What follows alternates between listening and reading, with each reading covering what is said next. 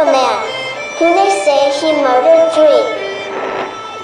Strange things have happened there. No stranger would it be if we met at midnight in the hanging tree.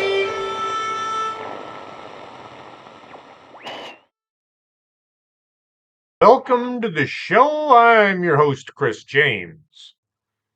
I'm recording this show on Halloween, early. I've got so many things to do, I don't want to run out of time before I run out of things. Organic Man Coffee Trike, only the best coffee in the universe. What more can I say? How about their address is 4501 McPherson, for those of you in or near Laredo and can drive over for a cup or two. OrganicManCoffeeTrike.shop for everybody else.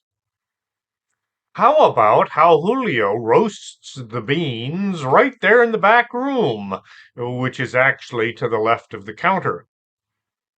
Come to think of it, he has trained several other people who now do some of the roasting for him, so he doesn't actually have to roast every single bean by himself. It's good to have help. Other than that, what are you waiting for? Coffee is good. An Organic Man Coffee Trike is the best. It keeps the werewolves away. Those little monsters have come by asking for treats. Now I have to take down all my decorations. This might take a week or two. I was planning to leave them all up the whole year, up until 2025's Halloween, but my wife, she said no way. Okay, it's past time. At least turn the Jack-O-Lanterns off. But still, there might be one or two latecomers, or they may be really early coming by for next year. Folks tell their kids to bring home everything they get so the parents can check it to be sure there aren't any foreign objects to be found. Some of y'all are going to get this next one, and some of you aren't.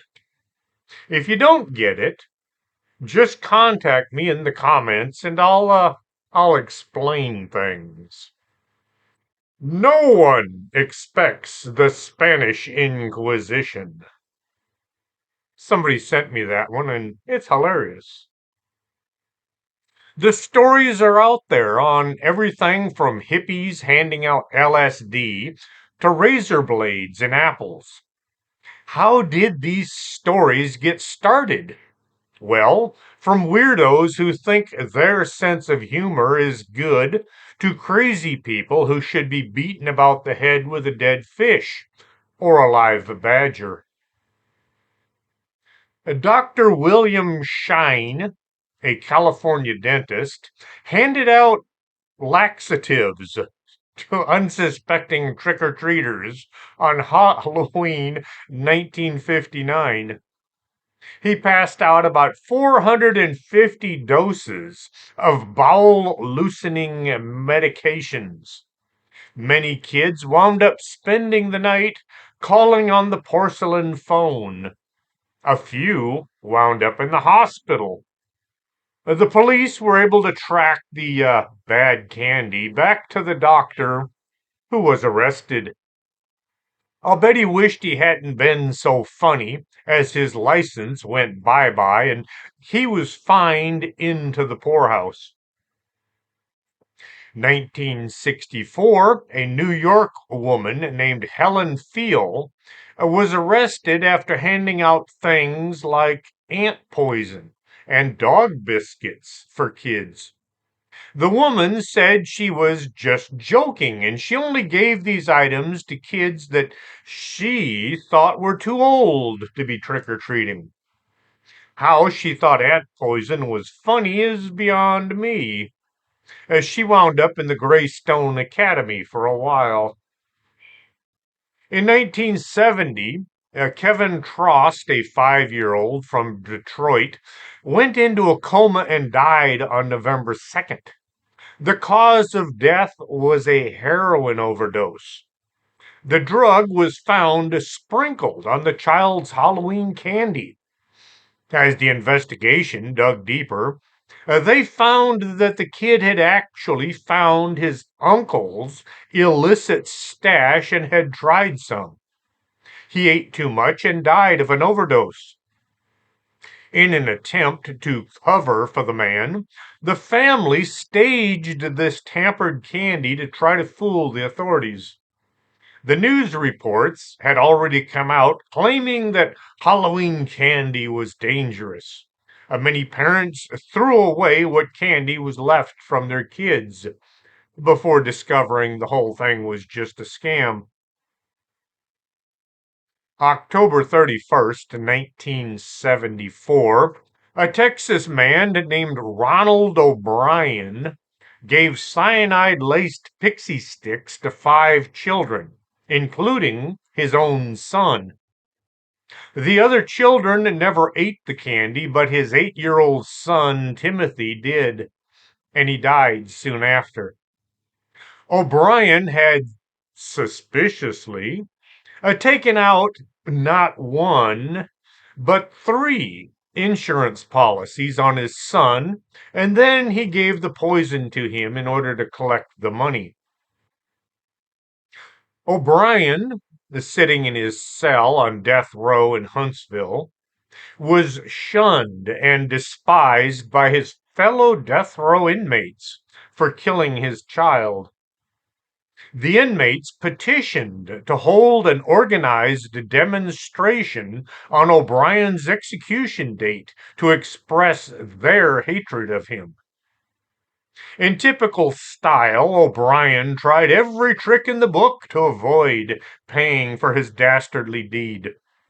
As he was being removed from this world, the demonstrators outside the death house were all yelling, "Trick or treat."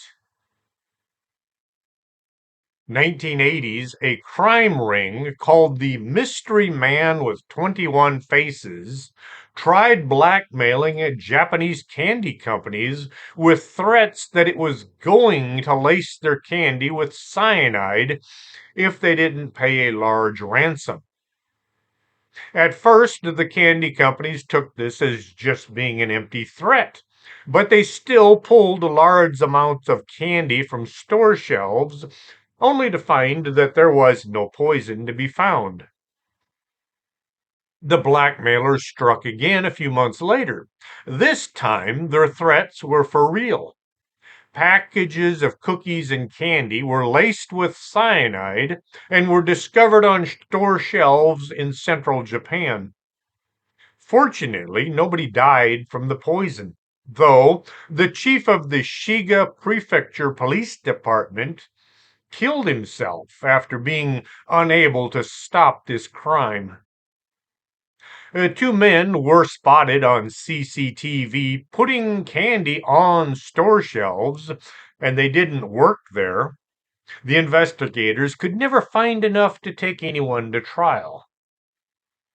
The crime is still unsolved today. A 7-year-old California girl collapsed while trick-or-treating on Halloween in 1990. The Santa Monica police began confiscating all candy collected by those hard-working trick-or-treaters. Her illness was later discovered to be caused by a heart murmur, and she showed no signs of ever having been poisoned. The candy had already been disposed of, and the kids had to go without that year. Many communities have come up with ways to lessen, if not eliminate, the risks of bad candy on Halloween. They hold something called trunk or treat. Those handing out candy converge on one location, be it a church parking lot or a shopping center. Everyone involved pretty much knows each other, or at least are familiar with each other, and so there's a very few worries of taking any bad candy from strangers. Kids come by and walk from vehicle to vehicle, collecting their spoils with no need for x rays or closer inspections. Seeing as pickups are popular in many states, the events are also known as Halloween tailgating. In our neighborhood, we set up tables along the street and we watch the kids roaming around looking for their goodies. This gives it more of a party atmosphere instead of a doorbell marathon. Sometimes there are so many kids along our block, the vehicles can't get through, which not a bad thing. They should stop at the corner and drop them off instead of driving up to each house individually. There are stories out there of bad things other than candy. Things like screwed up costumes. A young woman was assembling her costume before heading to a party. As she went to the attic to look for items that looked appropriately spooky or at least Halloweenish. She found an old fashioned flapper's dress from the 1920s. Flappers always had a distinct hairstyle, and she needed a wig. After some effort, she found an old wig, and this became part of her costume. It was dusty, so she just kind of shook it off and headed downstairs to get ready. Her friend arrived, and the pair drove to a party with hopes of dazzling the guys. As the night wore on, the wig seemed a bit itchy. This was followed by it being a lot itchy, which led to her scalp feeling as if it might be on fire. Her friend took a close look only to discover hundreds of tiny spiders were scampering about inside the wig. The flapper girl screamed, yanked the wig off, sending these tiny spiders in every direction. The kids at the party decided they needed some place with fewer arachnids. The party quickly ground to a halt. Some folks hand out things other than candy on trick or treat. Things like temporary tattoos. Just wet and stick to the skin, and you have a tattoo that will eventually wash off. Two female cousins went out trick or treating together. By the end of the evening, they returned home laden with bags full of goodies. A quick search found the usual things: candy and candy bars and a couple temporary unicorn tattoos. They showed the tattoos to their mothers, who thought they were a clever idea for Halloween. You're supposed to use a damp rag to moisten the thing and then stick it on your skin. However, the girls applied the tattoos to their arms by licking them. Within a few minutes, their mothers noticed that these kids were acting strangely. It almost seemed as if they were both drunk or maybe drugged. Their moms rushed their daughters to the emergency room, where doctors discovered that they had indeed been drugged. The police confiscated all their candy, but the lab report showed no drugs. The next day, after the two girls had recovered, one of their mothers was picking up her daughter's costume when she discovered the tattoo packaging. She thought about the candy not being the culprit, and so she took the packaging to the police. The lab report on the tattoos revealed it had been laced with hallucinogenic drugs. Unfortunately, the girls couldn't remember which house they'd gotten these tattoos from. I've been through many haunted house attractions on the days before Halloween. Some towns go to extremes to make these attractions over the top. Chainsaw welding, hockey mask wearing actors run about causing all kinds of mayhem. There is the Halloween haunted house attraction of legendary proportions. Kids whisper about this place each year as Halloween gets closer. Everyone has heard of this place. Some know a guy who knows a guy who actually was there. No one ever knows where the attraction is going to be set up each year, but they all want to go. The story goes the house is a 5-story building that no one has ever been able to complete because it's just too terrifying. Each level is scarier than the last, testing the mettle of those brave enough to venture onto each new story of horror. Visitors to the haunted house attraction are enticed by both its reputation and the fact that the owners are offering a reward for anyone that can make it through the 5th floor. Kind of like that old movie, The House on Haunted Hill with Vincent Price. A millionaire is offering $10,000 to 5 people who all agree to be locked in this spooky house overnight along with him and his wife. The movie has been remade several times because the folks in Hollywood can't come up with any new ideas for movies. As if there are no longer any screenplay writers out there trying to make a living. Back to the legendary haunted house attraction. It's rumored that a few people have completed the tour, but they mysteriously disappear after reaching the top level, never to be seen again. The attraction moves from city to city, popping up in the first days of October. Nobody knows where the haunted house will be held from one year to the next. But it's always set up in a 5-story building, and it's said to be the most terrifying experience you can have. The legend lives on, but nobody knows if there is actually a basis for this tale, or perhaps it's not really a tale. Just because something is unbelievable doesn't make it unreal. The evil green skinned witch flying on a broomstick is a Hollywood icon as well as a favorite. The history behind how witches came to be associated with such an everyday household object is questionable.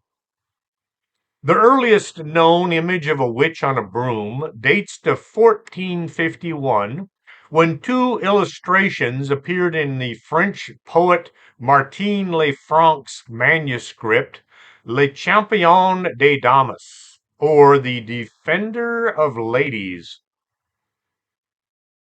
The association between witches and brooms may have roots in pagan fertility rituals, in which rural farmers would leap and dance astride a pole, a pitchfork, or a broom in the light of the moon to encourage the growth of their crops. This broomstick dance became confused with common accounts of witches flying through the night on their way to orgies and other illicit meetings. One tale told by many is farmers would hire the local wise woman to perform her magic on his crops. She would show up late at night and cavort about the empty field, holding a broom between her legs, only the brushy end was at the front. She would leap into the air to show the crops how high they were to grow. This ritual was performed sin ropa, or naked. People tend to portray witches with green skin because Margaret Hamilton's emerald tinted portrayal of the Wicked Witch of the West. That green coloring that she had caused her some severe skin problems. Some folks say the legend of Bloody Mary is based on a bunch of historical figures, one being Elizabeth Bathory, who was known for killing young women and then bathing in their blood in order to maintain her youth. She actually died of, I think she was 50 something. She was walled up in part of her own castle to keep her away from the locals. Because she was one of the royal family, they couldn't just execute her. Well, on Halloween sleepovers, three young girls decided they wanted to see if they could conjure this crazed killer from the spirit world. Okay, this makes me have to ask, why would a bunch of young girls want to meet someone known for killing young girls? I'm getting sidetracked by details. And her name was Elizabeth, not Mary. The girls lit a candle and turned off all the lights in the bathroom. Holding the candle in front of them, the three girls stood in front of the bathroom mirror and they chanted, Bloody Mary, Bloody Mary. Well, you know how it goes. They held their breath, waiting for this evil woman to appear in the mirror. Nothing happened, so they tried repeating the chant. They saw a shadow moving around behind them in the dark. Before any of them could turn around, the bloody face of a woman flashed in the mirror. The girls screamed in terror, and the one holding the candle dropped it. One of them felt a hand grab her shoulder, which added to their panic. The young girls did what young girls will do. They screamed and they tried to run away. They managed to get the door open and literally fell into the hallway. This led to gasping for breath and a bit of giggling. The laughter ended when a bloody handprint was found on the t-shirt of the girl who had felt the hand grab her. A Bloody Mary might have been created around 1500s from Mary Queen of England, who had a bad reputation as well. The nickname was thanks to her persecution of Protestants. She burned them at the stake by the hundreds. During her 5-year reign, Mary had over 300 religious dissenters burned at the stake in what is now known as the Marian persecutions. Who was the real Bloody Mary? Does it really matter? We may never know. In another story, the ritual has to be held while walking backwards down the stairs in the dark, holding a candle. The object is to try to get Mary to come show you the face of your future husband. Mostly rich girls would do this weird activity since they were the only ones living in a house that had a staircase. If you were poor, you had a ladder that went up to the loft. In an attempt to see their one true love, many young'uns wound up tripping and falling down the stairs, a few even with broken necks. Not about to let a good accident go to waste, the kids all said that Mary pushed the girls down the stairs. What are young girls doing hanging around in dark rooms looking for killer spirits? They should be out trick-or-treating or at least sitting in a pumpkin patch waiting for the great pumpkin. I have a pumpkin patch in my front yard. I doubt the pumpkins will be ready for Halloween. It was too hot this summer, and so the plants didn't start to flower until early this month. Yeah, in fact, I know there aren't going to be any pumpkins tonight, unless they just magically appear. There are some folks out there who really need to be removed from our world. People who believe that they have the right to choose who lives and who dies. Psychopaths who get their thrills by killing or injuring total strangers. Serial killers who enjoy the idea of snuffing out a life. I don't know who came up with the idea. Nobody was ever convicted of being the first one, but somebody decided to put razor blades in candy. Yes, I have seen the x rays. Needles are also sometimes used. One Halloween, a boy and his friends decided that they were on a quest for the ultimate candy haul. They went to every house in their neighborhood and then they moved on to the rich side of town. Kids in costumes being unrecognizable, well, they felt safe running around the place that they did not belong. They did manage to accumulate a sizable load. The boys went home and sat down on the porch and began to enjoy the spoils of their adventure. One boy bit into a candy bar and then screamed in pain. Blood ran from his mouth as he cried. His mother came running and used a towel to staunch the blood flow. The boy wound up in the hospital. The police looked into the case and found a double-sided razor blade had been hidden in a candy bar. These stories always come with a moral. Don't go trick-or-treating in unknown parts of town. I think the origins of this story might have been the rich folks not wanting those people into their neighborhood. Just a note, most really rich folks don't hand out that much candy. Those of us with little extra cash, well, we're the ones that usually buy hundreds of dollars worth in preparation.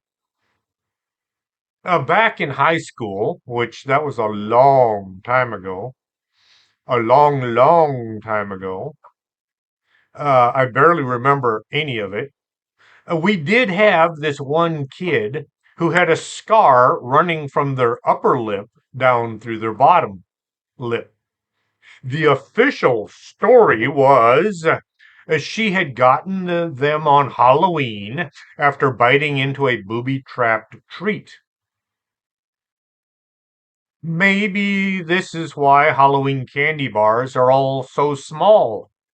No more shoe-sized candy bars that are the real fun size. I don't mind those little candy bars, but crikey, you gotta tear so many of them open just to get a few bites. I keep a trash can under the table by the Halloween display, and me and my wife try to fill it with candy wrappers. Mostly me. She knows better. By the end of the night, I don't really feel like eating dinner. Each year, parents are told to take their kids' treats to either the hospital or the airport to have everything checked. Or you can try sampling each piece, maybe a few times, to be sure everything is okay. Take a bite out of Halloween. After leaving a Halloween party, a couple of young kids headed to the local Lover's Lane. The teenagers arrived at the spot to find it was vacant. They had the place to themselves. It was a romantic evening with a full moon. They got busy doing things that young kids will do when they're alone.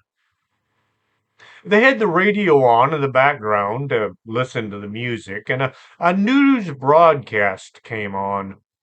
The reporter said the police were looking for a one-armed man who had been seen at the scene of a murder.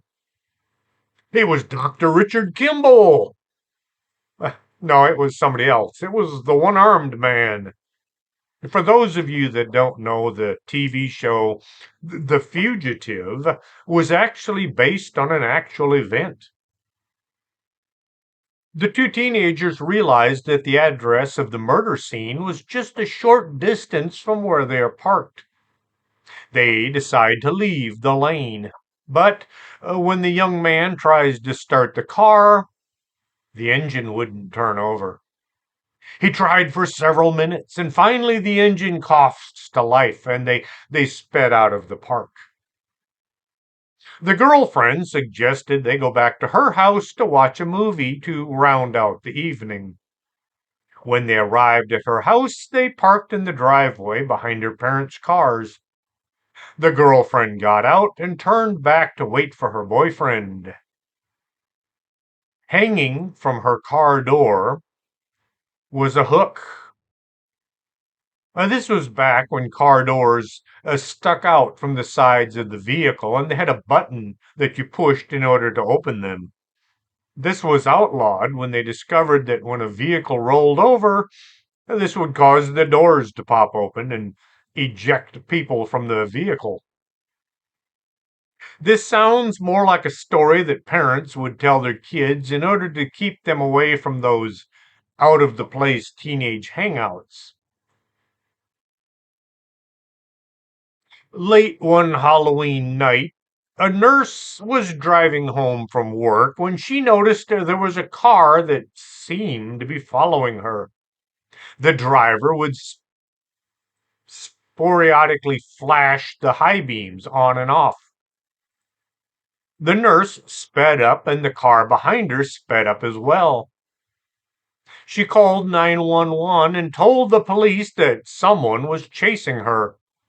The dispatcher took down the details, and when the nurse gave her vehicle description, the dispatcher told her to stop her car immediately and get out. The nurse thought the dispatcher had lost her mind, but just then a police car pulled in front of her, forcing her to stop. The dispatcher told her once more to get out of the vehicle. She emerged from the car, and one of the police officers told her to move over to his vehicle. She noticed the two officers had their guns out, and that the car that was following her was now stopped a few yards behind. The nurse didn't know what to think as one of the cops walked towards the driver's side of her car as the other one moved to the passenger side. They stood with their guns and their flashlights aimed at the back seat. The officer on the driver's side yelled for someone to put their hands in the air and get out of the vehicle. The nurse watched as the police dragged a man from the back seat of her car.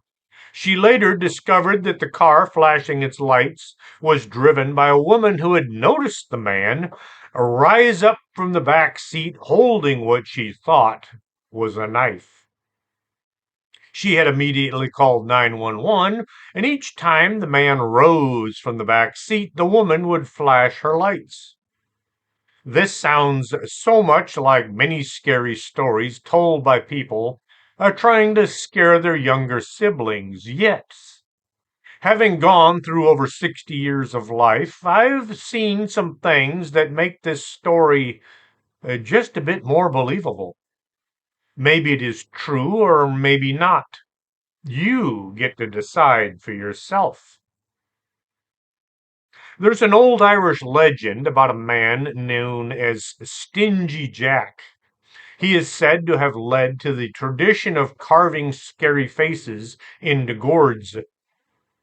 According to the legend, Jack tricks the devil into paying for his drink after trapping him in the form of a coin. The devil eventually takes revenge on Stingy Jack, and he ends up roaming the earth for eternity without a place in either heaven or hell. Jack does have a burning coal, which he places inside a carved turnip, creating the original Jack-O-Lantern. One Halloween night, a woman was getting ready to go to bed. Her black cat was outside, so she opened the door and called to him. Like most cats, he didn't come running. Knowing he sometimes liked to stay out at night, she went to bed figuring he'd be there for breakfast. The next morning, still no cat. She grew worried after a few days and she went out looking for him. She began to hear from others who were also missing cats, all of them being black. It turned out that Satanists had been abducting black cats in her area. The story was that these cats were then sacrificed to the devil on Halloween. Since then, everybody has been told to keep their black cats inside Halloween night. Snowball, my black cat, well, she never goes outside. If I open the door, she'll stand there and look out, but she doesn't step out. Years ago, when I first arrived in Laredo, we heard stories of children being kidnapped on Halloween night, or the nights leading up to it. This was being talked about all over town the closer to Halloween we got. It was in the news. The story was that Satanists were using these kids for sacrifices, both on our side of the river and in Mexico. The scary thing is, there were a lot of missing kids back then, and they were never found. La Llorona, I get a kick I get a kick out of how some people pronounce her name. They think that the double L is pronounced like a double L, and they try to pronounce it that way. It's pronounced like a Y. La Llorona can be seen or actually heard any time of the year. The sound of a woman crying late at night will make many folks close and lock their doors. On Halloween night, she is said to be especially rampant. I worked many holidays. I heard sounds on a few that I cannot explain. One night we caught a bunch of folks from Mexico, was south of town, down past El Cenizo. One of them told us that she had heard a woman crying somewhere south of us along the banks of the river. We had to take a look just in case there might be somebody in real need of help. The further from our vehicles we got, the more the sounds were heard. Weirdly, only one person in our group would hear the sound at any one time. Each of us was treated to the sound of a distant crying, just a little bit farther along the river's bank. We each felt compelled to continue on. Only as a group did we finally decide it was time to quit. It took a half hour to walk back to our units. That was weird. They say don't take candy from strangers, except on Halloween. Then it's okay. The saying dates back to the abduction of Charlie Ross in 1874. He was lured into a horse-drawn carriage with the offer of treats and never seen again. A photograph taken at a Halloween party is said to show the face, although they're wearing a full mask, of a killer. At a Halloween costume party, people were showing up and one arrived who had not been invited. Seeing as everybody was in costume, nobody realized that this one person shouldn't have been there. Over the course of the evening, people would go missing. By the end of the night, about 4 to 6 people had been killed by this masked person. In the morning, when the deaths were finally discovered, the only clue the police had was the image of the party guests who had all but one could be identified. The story says that the murderer has yet to be found. I don't like clowns. The painted on smile must be hiding something, a scowling face perhaps. I've never liked clowns, not even when I was younger. A bunch of clowns, including those folks in Washington, is just plain creepy. The only clown I do like is Puddle's Pity Party. He has a great singing voice. Check him out on YouTube. Puddle's Pity Party. Add to this clowns in a van offering candy to unsuspecting kids, and you have the makings of a nightmare or a bad Halloween movie. May 6th, 1981, police received a report that two men wearing clown outfits were driving a van around near Brooklyn's Longwood School, offering kids candy. The next day, a similar report came from Franklin Park Horseshoe Playing Grounds. A clown had been seen, dressed from the top to the middle as a clown. Below the waist, he wasn't wearing anything. He was sin ropa, naked. Schools began to put out announcements for the kids to be wary of anyone dressed as a clown. As days turned to weeks, children and a few adults reported seeing a van with two or three clowns slowly cruising the streets around schools.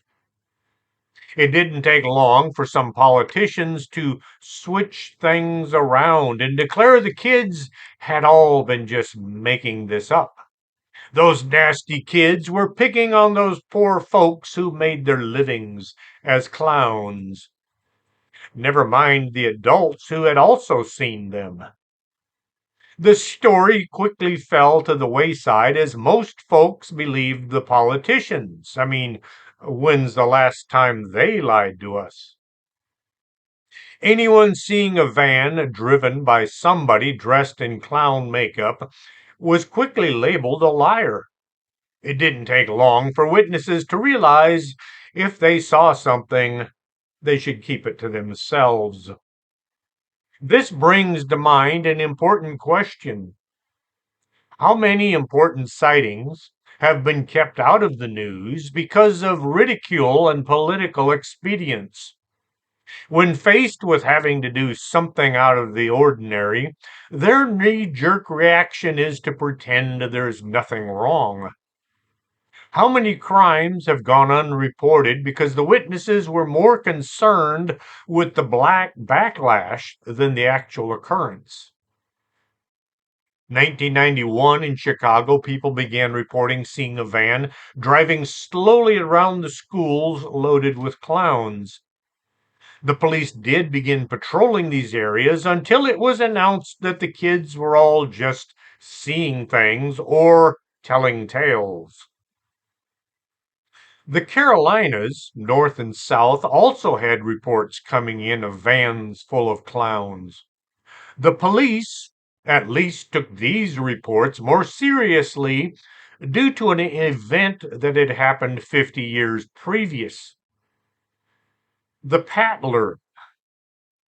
The paddler was dressed up to look like a police officer. He would stop young boys walking along the streets, question them, drag them into the back seat of his fake police car, and spank them.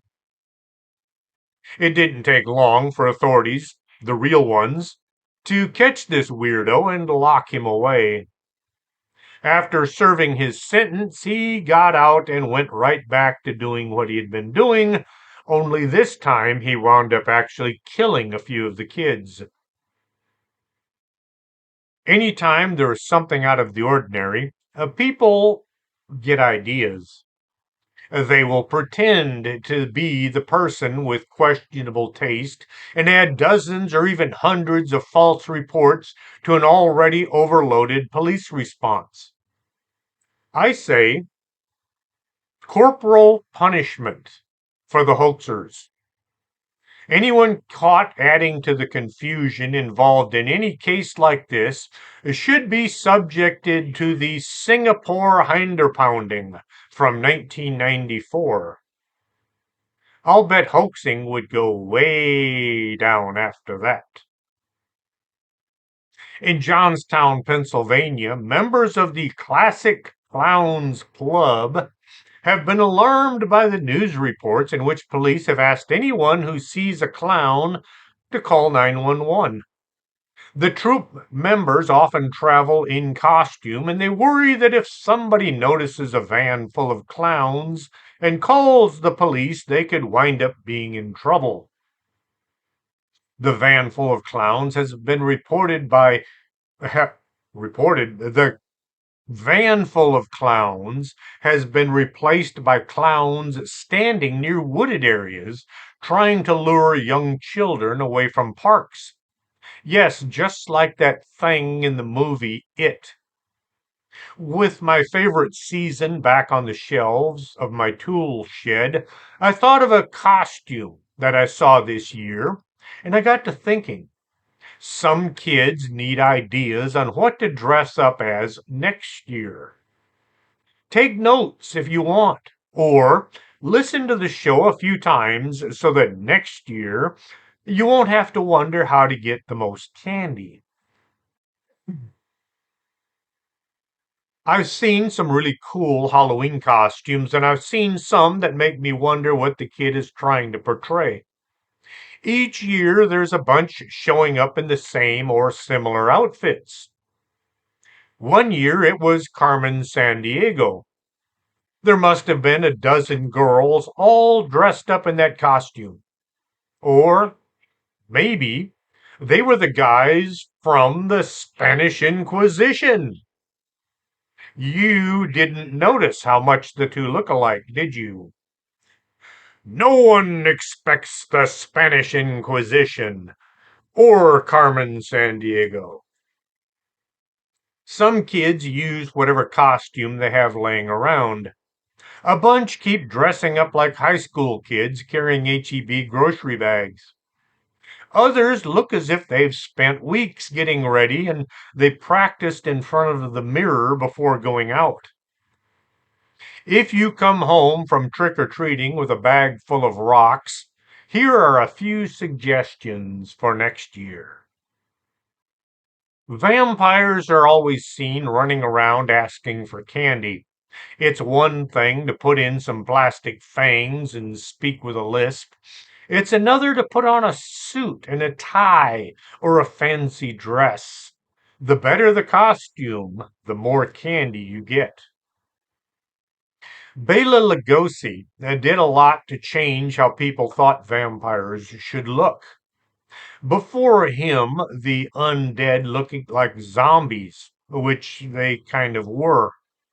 Undead shuffled along trying to catch and feed upon folks who could easily run or even walk fast and escape. As for the cape, well, that just looked really cool. Werewolves are a bit harder to portray. Werewolves. I still sound like Terry Garr.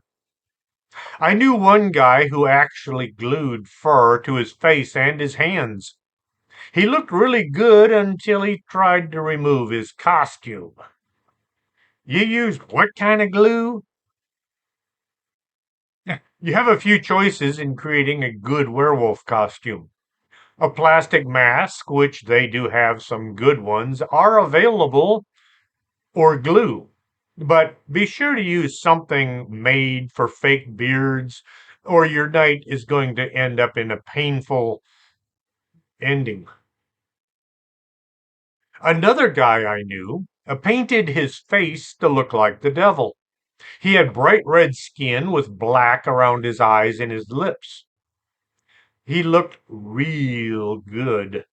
He had little plastic horns adding to his ensemble. He looked really good until he tried to remove the face paint. It had leached into his skin, causing him to still look red in the face with black around his eyes for the next few days.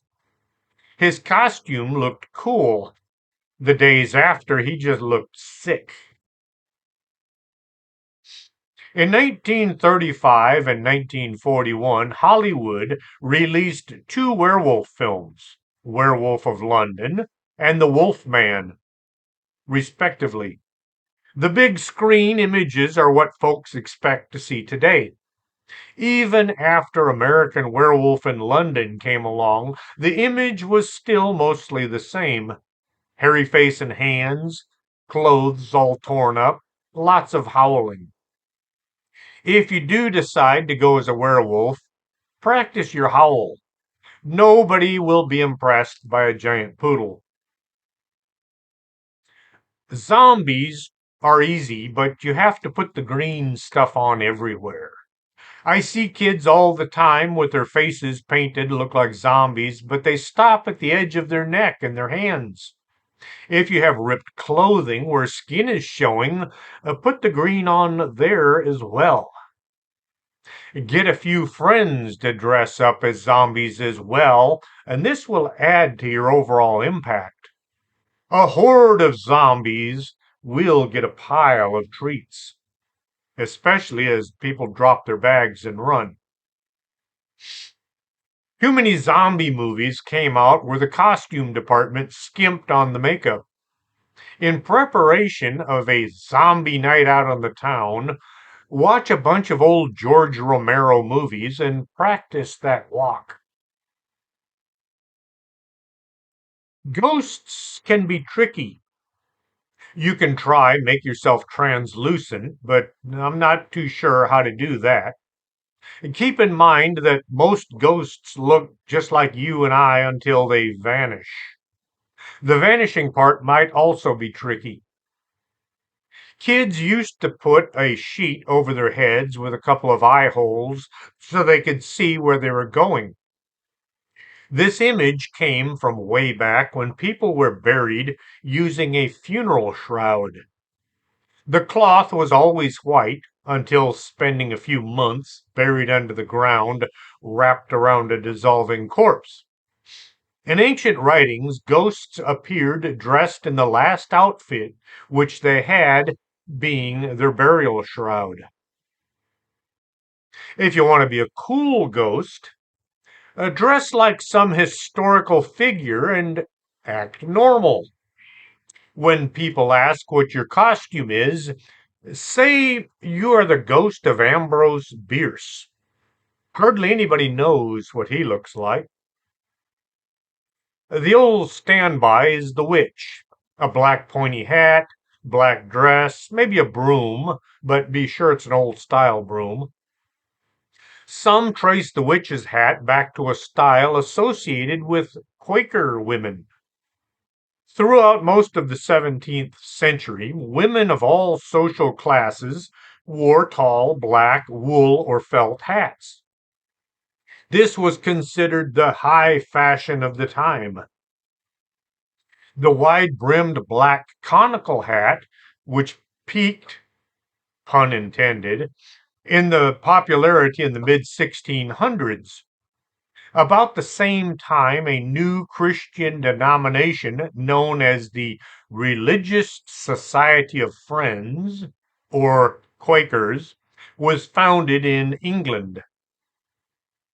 The Quakers' beliefs were considered radical for the time, especially the idea that women and men were spiritually equal and that women were permitted to be preachers.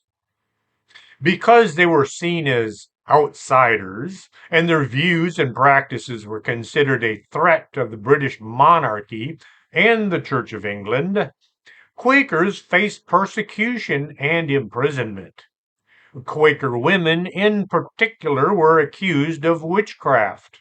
And now you know the rest of the story. If you want to dress like Frankenstein for Halloween, you'll need a double-breasted white lab coat. And that's it.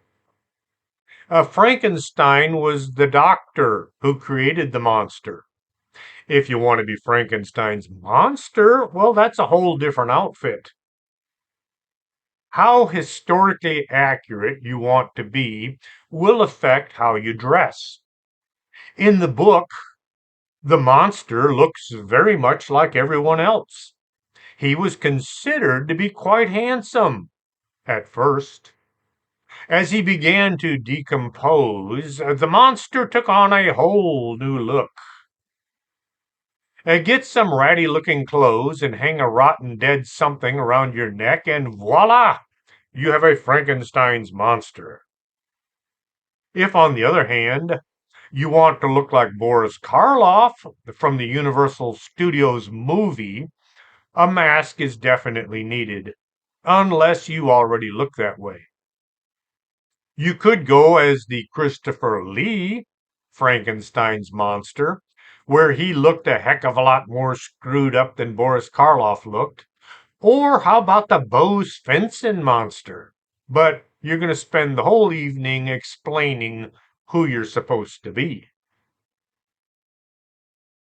Mickey Mouse is definitely, absolutely not a good Halloween costume, unless my wife picks it out for me.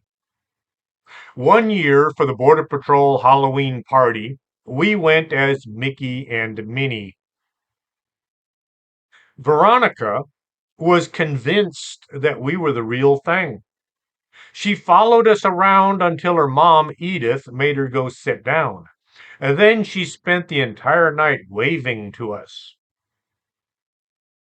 The following year, we went as a couple of scarecrows. See, I got to choose the good costume. I spent hours putting our costumes together. We were covered from head to foot. There weren't even any eye holes because you could just barely see through the burlap, which had enough visibility. Veronica walked up to us and waved.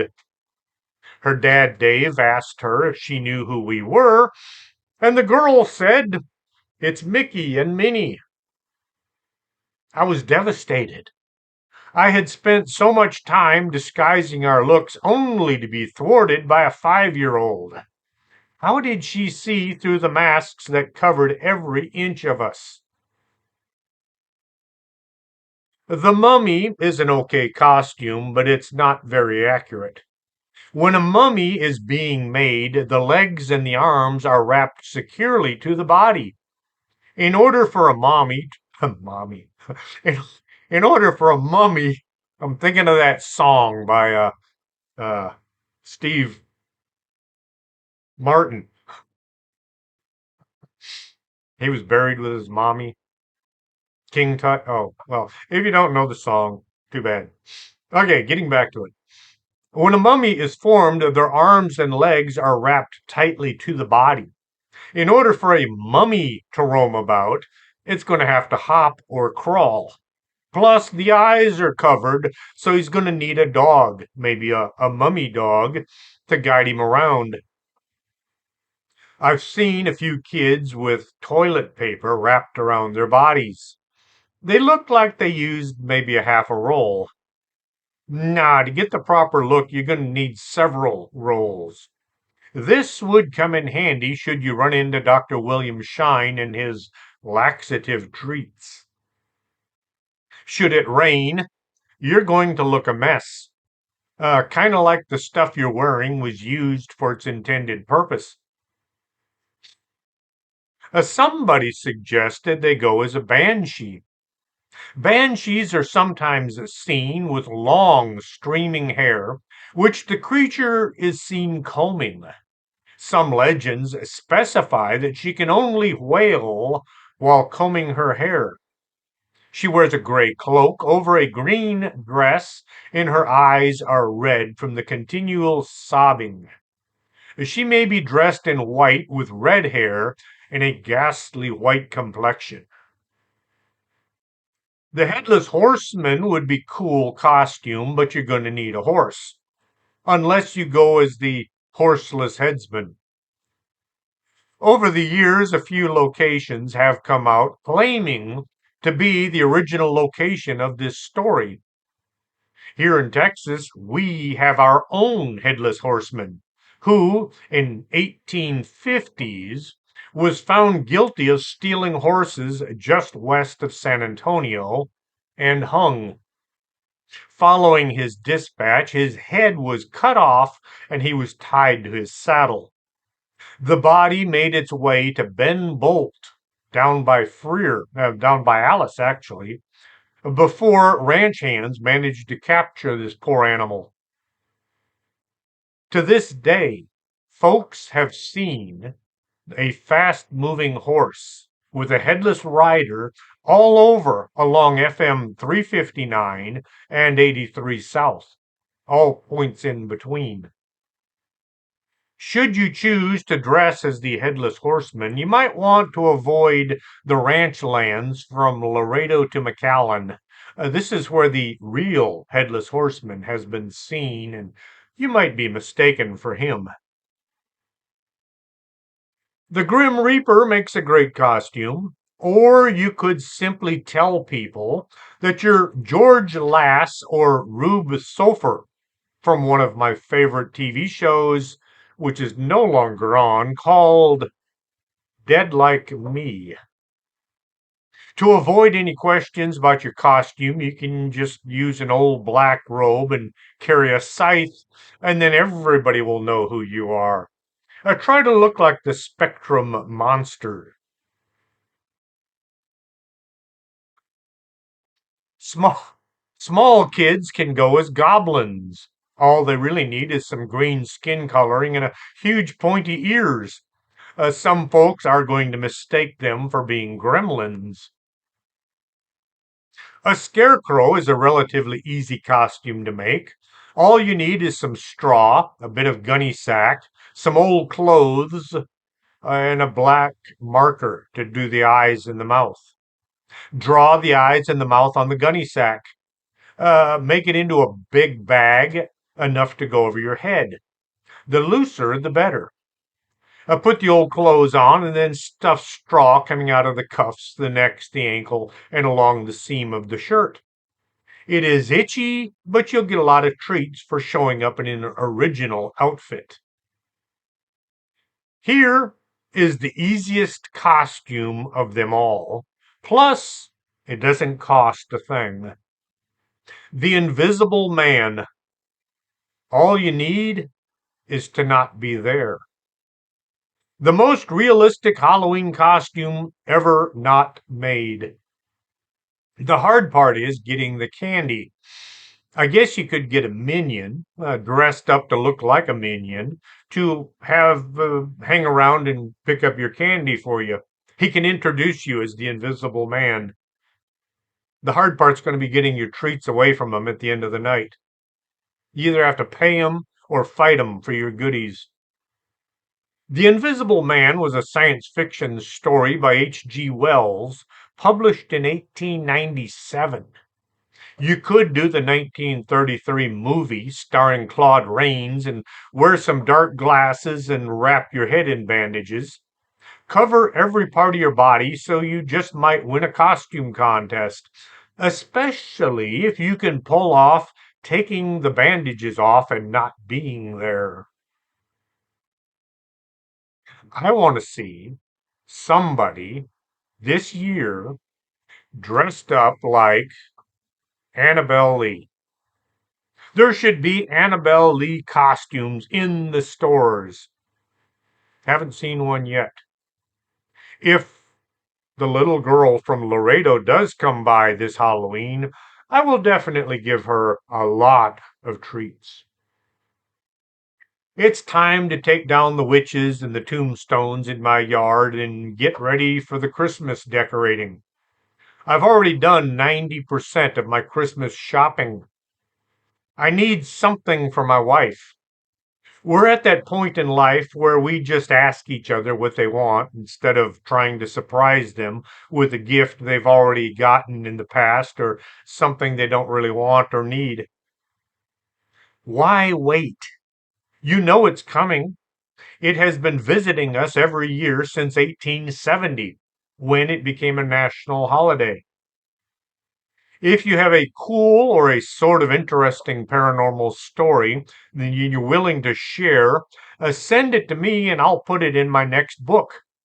Anything involving UFOs, ghosts, cryptids, unexplained sightings will do.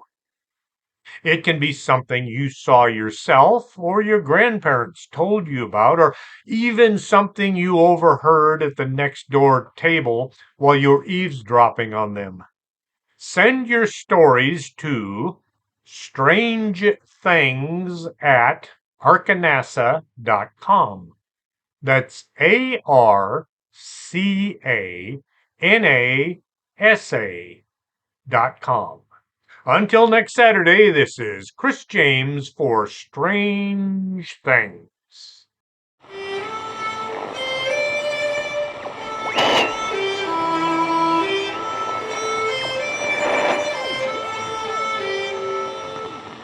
Are you coming to the tree where there strung up a man who they say he murdered 3?